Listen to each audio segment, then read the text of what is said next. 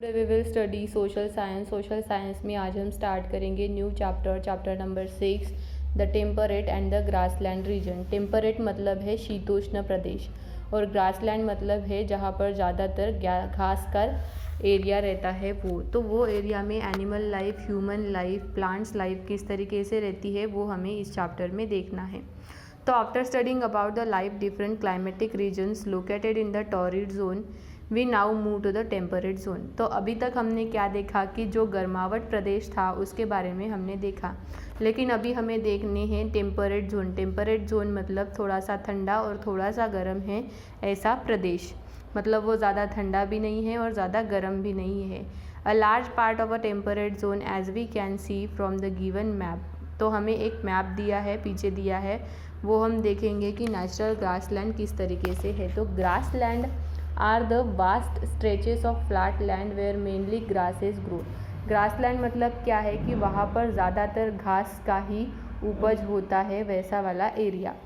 तो उसका लोकेशन कहाँ कहाँ पे है? ये नॉर्थ इंडिया में है, यूरोप में है स्टेपीज़, ये पंपाज है साउथ अमेरिका में, और ये ऑस्ट्रेलिया में है डाउन्स, और ये अफ्रीका में है वेल्ड। तो ये वाले एरिया में क्या है, वो ग्रासलैंड ज़्यादातर पाया जाता है। The temperate grassland extend between. तो ये एरिया का जो टेम्परेचर रहता है वो कितना रहता है 23.5 and 66.5 both the northern and the southern hemisphere. North मतलब ऊपर वाला एरिया और सदर्न मतलब नीचे वाले एरिया में उसका टेम्परेचर इतना रहता है।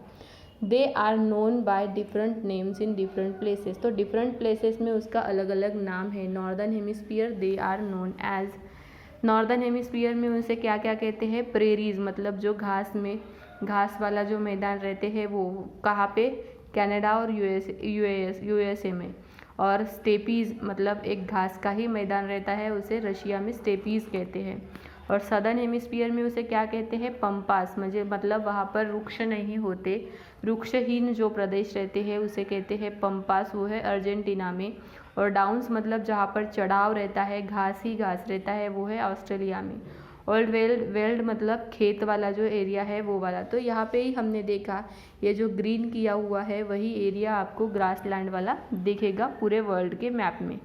तो उसका वहाँ का क्लाइमेट मतलब हवामान किस तरीके से रहता है। Temperate grassland are found in the areas where summer are short and warm and winter are long. तो यहाँ पे क्या होता है कि समर जो रहते हैं शॉर्ट रहते हैं और विंटर जो रहते हैं लॉन्ग रहते हैं और ठंडे रहते हैं। इट्स नो सम पार्ट्स, कभी कभी वहाँ पे बर्फ़ भी गिरता है। The region receives around 25 to 100 centimetre rainfall.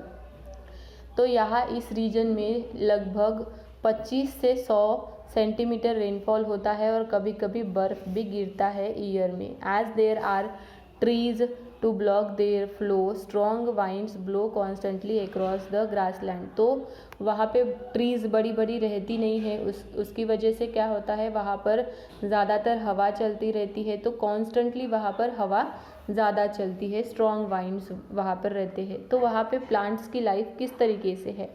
तो the amount of rainfall and the snow received this region not enough for the trees to grow. तो यहाँ पर जो रेनफॉल रहता है और स्नो वहाँ पर जो गिरता है, बर्फ़ जो गिरता है, वो वहाँ पर जो ट्रीज़ रहती है उनके लिए वो इनफ नहीं रहता, मतलब उतना उनके लिए सफिशिएंट नहीं रहता। But it is sufficient to support the growth of a rich variety of grasses. But वहाँ का जो इन्वायरमेंट है वो इन्वायरमेंट वहाँ के ग्रासेस को पलने के लिए बहुत ही सेहतमंद है। The temperate grassland are therefore also known as treeless plant. इसीलिए उसे क्या कहा जाता है टेम्परेट ग्रासलैंड को? ट्रीलेस, मतलब ज़्यादातर वहाँ पे ट्रीज़ नहीं होती, पूरा प्लेन ही एरिया रहता है। In areas where rainfall and snow are slightly more like the prairies tall grasses grow. तो कुछ एरिया में जैसे प्रेयरीज वगैरह है तो यहाँ पे बड़ी बड़ी ग्रास ग्रो होती है, बड़ी बड़ी घास ग्रो होती है। स्टेपीज़ में पूरा सूखा रहता है और शॉर्ट ग्रासेस रहती है। The few trees are long water bodies. Today only patches of the original grassland remains. तो यहाँ अभी क्या है, सिर्फ छोटे छोटे एरिया ही ओरिजिनली ग्रासलैंड के प्रेजेंट है, बाकी तो पूरे कल्टीवेशन में चले गए हैं, मतलब खेत करने में चले गए। फिर यहाँ पे एनिमल की लाइफ किस तरीके से रहती है। Animal, a wide variety of animals and birds are found here. बहुत सारे अलग अलग तरीके के, वाइड वेराइटी मतलब बहुत सारे अलग अलग तरीके के बर्ड्स और एनिमल्स यहाँ पर है। दे आर इंक्लूड, जैसे यहाँ पर प्यूमा प्लांट है, मतलब कॉगर कहते हैं उसे। डियर मतलब मृग, एंटेलोप। वल्प मतलब भेड़िया है। फॉक्स मतलब लोमड़ी है। अपोजम मतलब अफीम पशु है। स्कंक है मतलब बदमाश जानवर जिसे हम कहते हैं, ये है बदमाश जानवर। कंगारू है, डिंगो है। Are found in the Australian downs, ये ऑस्ट्रेलियन डाउन्स में, ऑस्ट्रेलियन चढ़ाव में हमें मिलते हैं। और बर्ड्स कौन से हैं, जैसे ईमू हम कहेंगे, ऑल है, ईबीस जैसे मतलब सारस जैसे जो दिखने वाला पक्षी है वो है, रिया है। ये सब बर्ड्स वहाँ पर दिखते हैं, जैसे इनके पिक्चर भी यहाँ पर दिखाई दे रही है। ये है कांगारू। ये क्या है, bison are the mainly found in national parks, जैसे हम देखते हैं यूएसए में।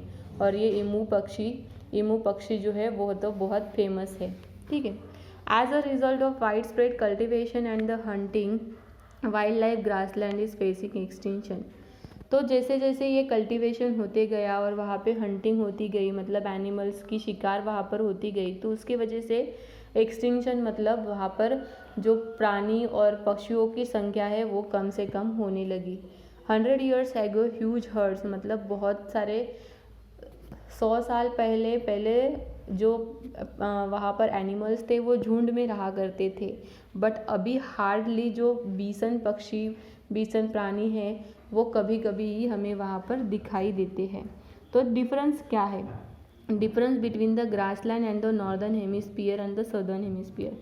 तो नॉर्दर्न हेमिस्फीयर और सदर्न हेमिस्फीयर में ग्रासलैंड का डिफरेंस किस तरीके से है, ठीक है। Grassland of the northern hemisphere and grassland of the southern hemisphere. तो लोकेशन कौन सी है, interior continent and from the moderating influence of the seas के पास, मतलब जहाँ पर समुंदर है वहाँ तक पर ये रहते हैं। और यहाँ पे ये कोट मतलब तट के किनारे रहते हैं।